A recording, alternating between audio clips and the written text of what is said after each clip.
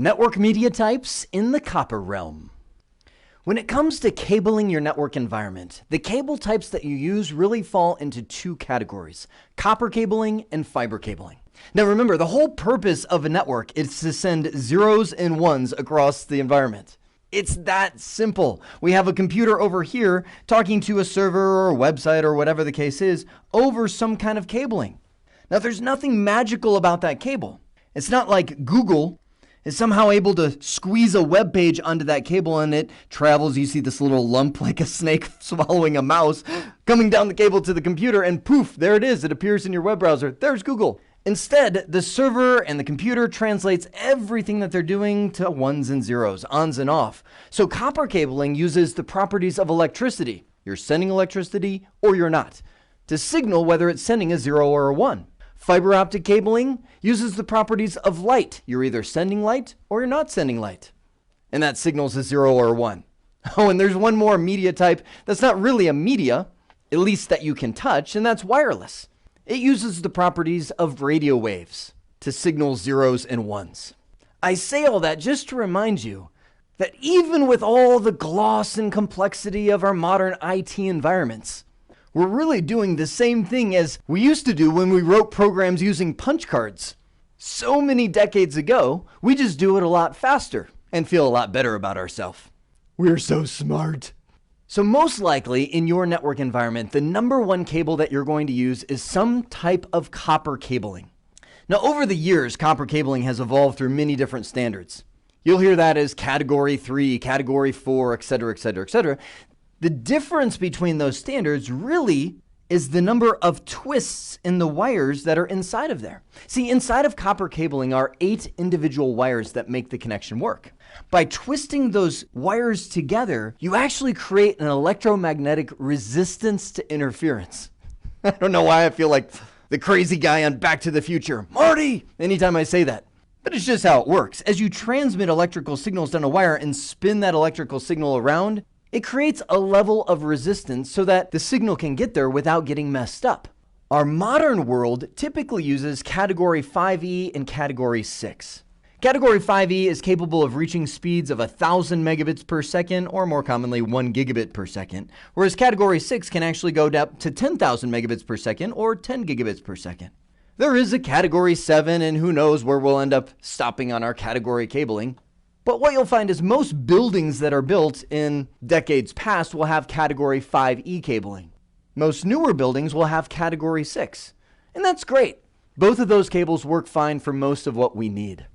Now, if you've got a really old building, you might run into category 3, which you'll hear some people call phone grade cable. That will definitely not work for our modern network speeds that we want. Now, this is a picture of a server room. It's actually a server room that I worked in before I completely reconstructed it and made it look beautiful. Here's how the copper connections work. This is your network switch, which ties everything together. You'll typically patch that switch using a patch cable. You can see those right here. You usually buy them pre-made nowadays instead of making them yourself, although you could make them yourself if you really wanted to. You'll patch that switch into the patch panel. Now, the patch panel is just a dumb device. It's just a connector. You have a cable coming in the back and the patch cable coming out the front. Think of that as a junction box, because if you ran all the cables down from all the wall jacks directly to the switch, then you're stuck with whatever that location is. Meaning I'd have to mount the switch on the wall right there because that's where all the cables go. Or rip apart the ceiling and drag this whole bundle of cable, whereas a patch panel gives you the ability to move that switch wherever you want. If you want to stick it on the wall right there and run a whole bunch of little patch cables up there, you can.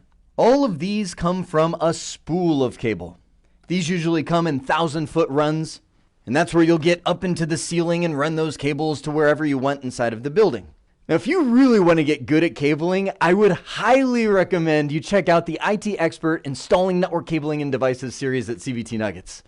Out of all the series I've ever created, I had the most fun creating this one. It's also the series where I obtained the most injuries. This picture is actually me sticking my head above the ceiling of the room that you just saw the picture on the previous slide. This is known as the plenum space. And this is where a lot of your cabling will run. Now, because of that, you'll see the cable rated as plenum cable or riser cable. Riser is the stuff that usually just plugs in from the patch panel to the switch, or you just use as common cable around the office. Whereas plenum rated cable has a fire grade rating. Essentially, if it catches on fire, it doesn't release poisonous fumes, or at least that's how it's supposed to work. And if you ever have a building inspector check out your building, they'll ding you if you don't use plenum rated cable. Now, all of this cable that you'll typically use in your wiring is known as unshielded twisted pair. Emphasis on unshielded. That means if you were to strip these cables down, you would see these twisted colored pairs right here, but you wouldn't see this metal mesh protecting them. Most of the time for indoor use, that works just fine. But once you get into the outdoor environment where there's a lot more interference, you'll typically start using shielded twisted pair cables. Sometimes I've seen them look like this, where you've got the metal mesh around them. Sometimes I've seen it where each one of these pairs are individually wrapped. It's kind of like opening a package of jelly beans, and each jelly bean is individually packaged. That adds an extra layer of protection. Last couple things worth mentioning on copper cabling is your standard unshielded twisted pair or shielded twisted pair cable will run 100 meters maximum before attenuation occurs. That means the signal fades. Now remember, the switch is the one generating the electric signal. So you've got 100 meters from here through the ceiling all the way to the end device that plugs into it that you can go. Now, if that device that you fish through the ceiling and everywhere else is another switch, then that regenerates the electric signal. So, for instance, you could have 100 meters from this switch to this switch, and then this switch goes another 100 meters to connect to a computer out here. That works just fine. Also realize that 100 meter standard is a little mushy. Sometimes you can go a little farther, sometimes you won't be able to get that far before you start losing your signal strength. They actually make cable testers that are able to tell you just how long that cabling is. Like in this case, 232 meters, you probably have a problem. The last copper cabling type worth mentioning is coax cable. Most likely you won't work with the coax cable directly, but you will see these used all the time in cable modems. And that's just the cable company that has trenched up the streets of your county and run coax cable a long way that eventually reaches your house or your business, and they install a cable modem device. All that does is convert from this cable type into an Ethernet cabling type. By the way, this kind of connector is known as a BNC connector, whereas these connectors are known as RJ45. They're just a little bit wider than the old telephone cables that you would find at your grandmother's house. Those are known as RJ11 cables. They only have 4 wires inside of them. My grandmother used to have a phone like this, and I would find it so comforting to dial. Such a reminder of slower times when our ones and zeros moved a little slower. Well, that is the copper realm of your network media type. Network media types in the fiber realm. Fiber optic cable is awesome. We've moved out of the copper realm, which uses the properties of electricity to send signals down metal wires from one side to another, and we've moved into using light signals. Now, the beauty of light is that it travels much farther than an electric signal before the signal fades. And the other beauty of light is that you can regenerate it, as in repeat that signal, virtually limitlessly. It's fiber optic connections that connect the world together. Oh man, if you're bored this Friday night, I'm telling you, Google transatlantic fiber. I'll say that again, transatlantic fiber. And just read and read and read until you fall asleep. There are literally fiber optic cables running beneath the ocean, and they've had sharks run into them, and they've put electric barriers around them. Oh, it's all kinds of cool stuff. Anyway, we're not going to do transatlantic fiber here, but we are going to talk about the 2 different kinds of fiber that exist: single mode fiber and multi-mode fiber. Big difference is one is glass, one is plastic. That means this one's cheaper and easier for you and I to work with. However, the overall distance it can go is shorter. If you want to see a good example of multi-mode fiber, go on Amazon and buy one of these things. Look at that, $10. You should buy like 3 of these things. All of these little hairy fuzzy things are just pieces of plastic that are different colors and shoot a signal of light. That's what multi-mode fiber is all about. Just like that little light, you can wiggle them around, you can bend them and all that kind of stuff, and chances are good you're not going to break them. But you can. When I used to teach in the classroom, I would pass one of these cables around the room, and I would have people bend it far enough, and I'd go, keep going, keep going, keep going. And if we were all really quiet, we'd eventually hear a little snap, the cable breaks, and it's dead. So you still have to be careful, but not as careful as when you're dealing with glass. That's what single mode fiber is all about. And without writing it, it is exactly the opposite of this. More expensive, not as easy to work with, but can go longer distances. Now, when I say distance, there's no one distance that these will go. It all depends on the grade of cable. It depends on the speed of the network transmission. But in general, if you're doing 1 gigabit per second, these will go about 550 meters in the multi-mode world, whereas single mode can go about 20,000 meters. Yep, that'd be about 20 kilometers. Now keep in mind, that's before you regenerate the signal. If you put an active device, meaning a device with power, 550 meters in, you can then regenerate that signal another 550 meters. Or in the case of single mode, another 20 kilometers. Nice. Most of the time, you can just look at the cable to determine what kind of fiber optic standard it's using. Single mode fiber is almost always a yellow cable. Multi-mode fiber will almost always be an aqua or orange cable. Aqua cables being a cable capable of 10 gigabits per second. I'll put a little plus there because they can even go faster. Whereas an orange cable is a cable capable of 1 gigabit per second. The most confusing and often frustrating piece of fiber optic cabling is the connectors. In copper cables, we have 8 individual wires that all spin around each other, right? Well, in the fiber optic cable world, we always have 2, as in 2 individual lines for each connection. One of them will be a receive connector, often written RX. The other will be a transmit connector, also written TX. Right up here are the most common connector types that you'll see when a fiber optic cable is run. So let me take a step back and give you a bigger picture. Most of the time, you'll see fiber optic runs when you're connecting buildings together. Like take a school campus. You've got your main building where the MDF of the school exists. That's the main IT room. And from there, you'll run a long fiber optic cable, maybe a couple hundred meters, to building B, where you have an IDF. Now, building B might just be one of many different buildings on the campus. We'll throw building C up here just for discussion's sake. There's our IDF and a long fiber optic cable is running there. Now, first and foremost, you won't usually run just one fiber cable because if that goes down, you lose the whole building. You'll usually run a redundant set. All of those cables will come into the MDF into a fiber patch panel like this right here. Now, if you look right here, those connectors are most likely ST. I've seen a lot of them. You pull off that little rubber shield right there, and you've got a screw-on connector. Now, most of the switches that you'll see will have LC connectors. This is known as an SFP module. You slide it into the switch, which gives that port fiber optic capabilities. So what you'll have to do is go buy a fiber patch cable that goes from SC connector types, one transmit, one receive, and match it up to an LC connector that has those same 2, one send and one receive. Don't let the connectors confuse you. At the end of the day, fiber cable is fiber cable. There's only multi-mode and single mode, period. But because we've got so many different form factors and so many different vendors implementing fiber, we've got so many different connector standards that have come out. Most of these connector types are people trying to make it easy, trying to make fiber plug and play. Notice instead of seeing the 2 wires, they kind of hide it behind a big shielded glob right there where you just go click and plug it in. One of the things that goes wrong a lot of the time in fiber connections is people mismatch the pairs. Like we'll have the transmit and receive pair right here, and when they connect the patch cable, they'll accidentally flip it to where the receive lines up to the transmit on this side, and the transmit lines up to the receive. The end result is the cable doesn't work until you flip those cables around, unscrew one and swap it to the other. Now you might look at this and go, well, how do you do it with that cable? Well, this is actually a little plastic clip. You can pop that clip off and flip these 2 cables around. The last piece of equipment that you'll commonly see when people work with fiber, but you probably won't own, unless you're a fiber specialist, is a fiber splicer.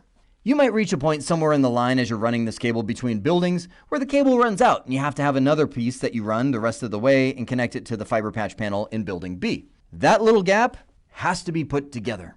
And I would encourage you, right after you research that transatlantic fiber on Friday night, to go to YouTube and search for fiber splicer demo. It's amazing. You actually see on the screen this device line up the pairs of fiber, and the whole screen goes white as the laser comes and bonds the 2 plastic or glass strands together. Oh, you're reaching an epic level of network coolness when you move into the fiber splicer world. Well, that is the core of what you need to know when working with fiber optic network types.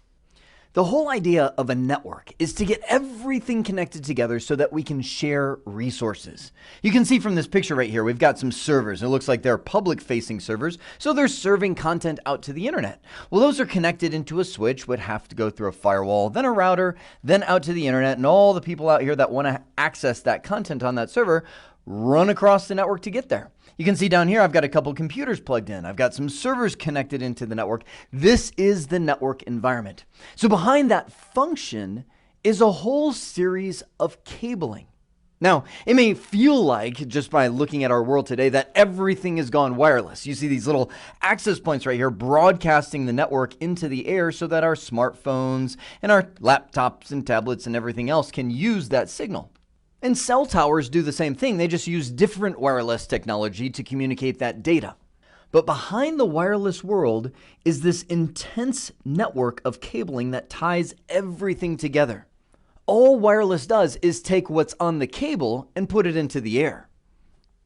You know what? Rather than just talking about it in theory, I figured I'd show you. You can see right here, I've got a computer that I'm working on and talking to you on right now, but that computer goes down here. That's just the monitors, right? The computer itself is actually sitting on the floor, and I've got some cables running out of it that plug into, well, I'm a little geeky. I've got an extra switch right here, but they actually end up plugging into this wall jack right there.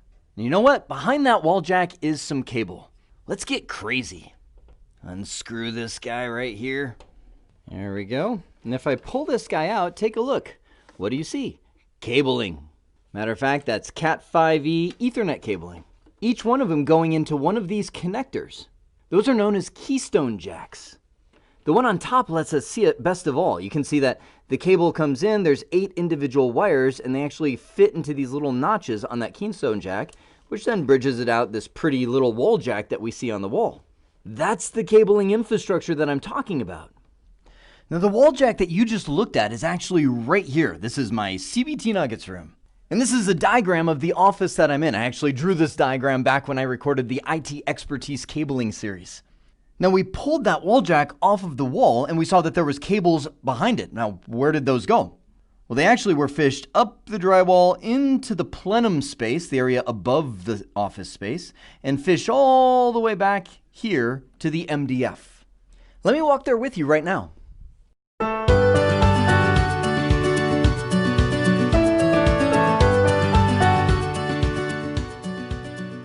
So this is the rack of network equipment where everything connects to. All the cables lead to here. As a matter of fact, if I lift up the view a little bit, you see that large wad of cabling coming out of the top of the ceiling up there, running down into this rack. Now, in this rack, I see a couple things. One, I see switches right here. I know they're switches because I see all the lights blinking on them. There's actually power running to them. But right above that, I see these things known as patch panels. As a matter of fact, you can see right here, somebody was very smart and labeled every single one of them. And I see 117B and O. That would mean blue and orange. So what that tells me is this connection right here actually goes all the way through back to my CBT Nuggets office. Now, it looks nice and pretty with these glossy plastic covers, but if you rip them off, what do you see? A whole jungle of cabling. So let me see if I can put these puzzle pieces together. We saw the jack in the office. We know that the wires run from that office all the way through the ceiling, out right here, and down into this rack of equipment. Now, this rack of equipment is very special in that, oh, it tilts. And I can see all the cable coming in from the ceiling right here and running right into the back of these patch panels. Now, if you look really close, and I know it's kind of dark, sorry about that, but if you look close, you can see the 8 individual wires coming out of that Ethernet cabling and punching into each one of those ports. That's what bridges through to the other side and allows us to have those connections that then have a patch cable. That's just a short little cable that goes from here through this nice little neat cable manager and then plugs into the actual switch. So you can see these patch panels are really just junctions. All right, now that you've seen it in person, I thought I'd bring it back here so you could get a little better view of what this looks like. This is the patch panel. Every single one of these matched to a port on the other side of them. Now, you can see right here, barely behind that little cable, it says T568A. Then right below, if we could actually see it, it would say T568B. These are 2 different standards of the order that the wires should go in. That should match Between the wall jack that we originally saw in the office that connects to the computer, behind it was that little keystone jack, and that's where we had it punched down in a certain color code. It should match one of those orders of colors and then run through the ceiling and then be the same order on the other side. By following the correct order, it allows it to spin the electricity in such a way that it creates that electromagnetic interference resistance. That's what allows the cable to go 100 meters in length on average. You could make a cable where you just picked whatever colors you wanted on one side and made sure it matched on the other side, and it would probably work, but it would only go a few feet before the signal faded away. I'll tell you, in America, most people and businesses follow the T568B standards. Not all of them, but most of them. So when you put the colors of the cable in the order of T568B at the wall jack, and you put them in that same order at the patch panel, you've created what we know as a straight-through cable. And straight-through cables are used to connect most of your network devices. But there are times where you might want to connect some similar devices. What do I mean? Well, maybe you want to take two computers and plug them directly together with an Ethernet cable. By the way, some people call that a null modem cable, because there's no switch in the middle. Now, is that normal? No. But there may be some circumstances where you just want to get some data off of this computer and transfer it directly, so you use an Ethernet cable like that. If that's the case, on one side of the connection, you would wire it with T568A. On the other side of the connection, you would wire it with T568B. What that does is crisscross the cables and create something known as a crossover cable. Crossover cables are used to connect like devices. Where you'll see them most often is when you have a switch connecting to another switch. Crossover cable used right there. Technically, behind the scenes, what you're doing is flip-flopping the transmit and receive pins inside of there. See, when you connect a computer into a switch, the computer uses one set of pins in that Ethernet cable to transmit data and expects to receive data on the opposite set of pins. And that's what switches do. They receive those connections. But when you connect similar devices with the straight-through cable, you end up in a situation where the transmit matches to the transmit on the other side. It's like having a phone call with somebody who's talking at the same time as you are. You can't hear them. Outside of the special circumstance of my wife and her mother.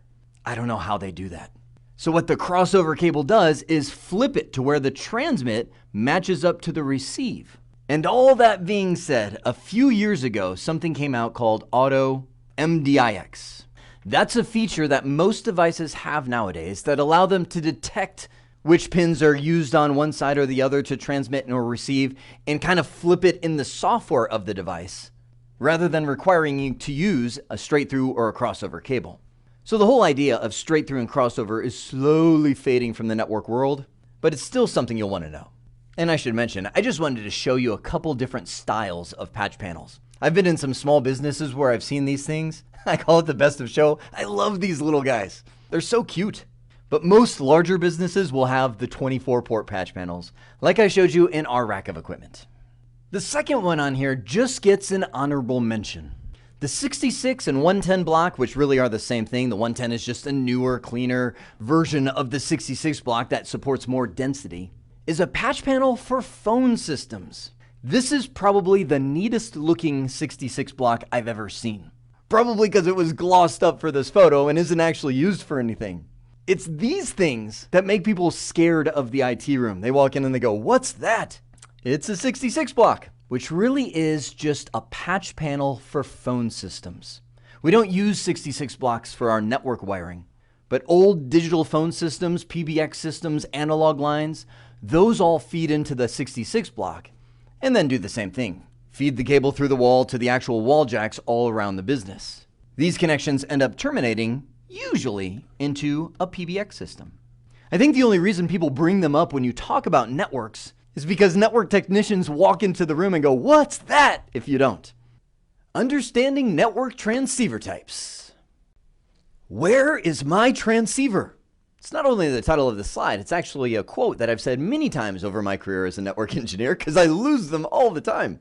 These little gems fit inside of your switches to allow them to interface with a whole variety of connection types. As a matter of fact, I've seen it even in switch documentation where they've said these are personality ports, as in they give the switch a personality. They allow it to connect to different types of cabling. Now, over the years, I've heard them called different things. And while some of these names can be used interchangeably, some of them have specific connotation. For instance, GBIC was the first name that these things were called. And they weren't always as small as what you see right there. Most of the original GBICs looked something like this. They were a little bit bigger. And notice you can even see the arrows right on there. These are connections for interfacing with fiber optic cable, and that should go as a rule of thumb. Just about every SFP, every GBIC, outside of some specialty ones, interface with fiber optic cabling. Now, when I draw an arrow and say some specialty ones, notice it's hard to see, but that's an actual RJ45 connection, meaning they sell SFPs, or GBICs, that slide right into the switch and allow it to have the personality of a normal copper Ethernet port. Now, the original GBICs that came out were always limited to 1 gigabit per second in speed. That's where that name came from, GBIC. But as we started to move into interfaces that were able to handle more than 1 gigabit per second, the name GBIC started sliding away, and we started using these terms to describe them. SFP stands for Small Form Pluggable. It's a generic term. It describes any interface that we can plug in there that fits this small form pluggable factor. Essentially fits in a port that looks like that. Now, just about every SFP that's out there nowadays supports 1 gigabit per second, and depending on the switch that you have and the SFP that you're using, can even get into some speeds of 2.5 gigs, 3 gigs, 4.5 gigs of speed. But I'll tell you, just as a rule of thumb, anytime I think SFP, I think 1 gigabit per second. That's why SFP Plus came out. SFP Plus increased the speed to 10 gigabits per second. They look the same. That's why I didn't I guess I should say this. These names aren't lined up under these like, oh, that's an SFP, that's an SFP Plus. Hopefully none of you are like, oh my, that explains everything. That's not what I meant to do. These are just kind of a little staircase of words. I was trying to be artistic with the way that I wrote them. So SFP Plus allows you to obtain speeds of 10 gigabits per second. And again, this has to be supported by both the interface and the switch. The switch should say these are SFP Plus ports. The interface should say this is an SFP Plus interface. And keep in mind, everything looks the same. An SFP and an SFP Plus interface could be interchanged in the same port, but if the switch doesn't support one or the other, it's not going to work. Recently, we've seen these things known as quad SFPs and quad SFP Plus. And as the name implies, quad means 4, as in the quad SFP can bundle 4 channels or 4 wavelengths of light into a single connection. So if you have a quad SFP, you can bundle 4 1 gigabit per second connections. Quad SFP Plus bundle 4 10 gigabit per second connections. There's even some quad interfaces that can bundle 28 gigabit per second connections, which has unleashed 100 gigabit per second fiber. When will it stop? I don't know.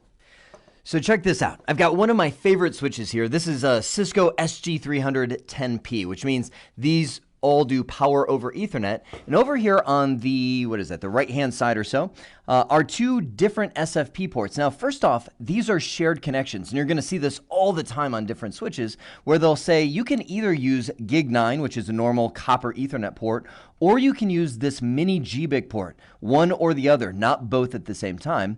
Whatever SFP I plug in here gives it its personality, which tells what kind of interface it's going to connect to.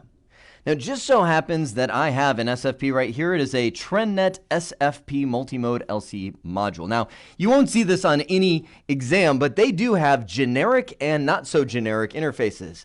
This one cost me about $20 for an SFP card. If you buy the one that has the Cisco logo on it, you're probably going to pay about $150 for the same thing. Now, that's where you really have to hedge your bets, because if you think about this, this is your fiber optic connection. It's probably going to be a primary link from one side to the other. So do you want to pay $20 for the generic one or $150 for the Cisco one? Risk tolerance is up to you. But I'm going to open this guy. It's in its beautiful protective case. Pull that out. Almost always, well, always, these guys should come with a little rubber stopper right on front. This rubber stopper keeps dust and everything else from getting into the fiber connections. Now remember, one of these is transmit, one of these is going to be receive, and it has to be the same on the other side. Now it's literally as simple as it looks. Now first off, you can see there's a little handle that comes down. Well, this is kind of handy. This one is spring loaded, so it snaps back up. I actually haven't seen that before. Normally, you drop it down, it just kind of hangs there. And I've seen some people plug the interface over it. This is always supposed to be up if the interface is in. It's a handy handle to kind of pull this out to help you get it out of these ports. Now, I have seen with a lot of these interfaces, the really generic ones, once you put them in, you're not getting them out. And I mean, really generic ones. And I'll have to see if this qualifies. Oh, good. This one comes right out. So I've seen them slide in too easy to where they could accidentally slide out and lose connection. But I've also seen it to where I'm pulling and I literally rip that little handle off because it's jammed in there so good. I have to use pliers to pull the thing out. But by plugging it in, if you actually are in the software will recognize, hey, there's an SFP there. I'll use that instead of the copper. Now, of course, hey, hang on. Look at this. I've got a little fiber patch cable. Same kind of thing. You can see it's got little stoppers in there to keep the dust from getting in. These are the individual fiber optic lines. Take that, click, ta-da, and then you run this to the other side of the connection. Now, obviously, this is a nice little pre-made 2-foot cable, but these things can also go hundreds and hundreds of meters. Last thing worth knowing is you'll often see these interfaces rated with different speeds. This goes back to what I was saying before. Some of them do gigabit, some of them even go as slow as 100 megabits per second, some of them do 10 gigabit. But what's up with all of this? We almost take it for granted. 10 base T, 100 base T. What's the T? Well, in short, the T is a standard that means copper. The LX and the SX actually represent wavelengths used in fiber optic cabling. Now, you won't need to memorize what wavelength equals what, but one key to remember is always think of SX as shorter, as in this standard only works with multi-mode fiber, which we talked about in another nugget where we described the differences between multi-mode and single mode. Essentially, multi-mode runs over plastic instead of glass, which is single mode, which means shorter distances. The LX wavelength is designed for longer. Now, it supports multi-mode or single mode, but the mindset of LX is usually with single mode in mind. Long distances. But you got to be careful so you don't find yourself yelling this question. Make sure you buy the SFP that matches on both sides. You're not going to be able to mix an LX and an SX together. That should give you an idea of what SFPs are all about and how to install them. I hope this has been informative for you, and I'd like to thank you for viewing. Thanks for watching our second, and press the button below, like, subscribe, and bell icon.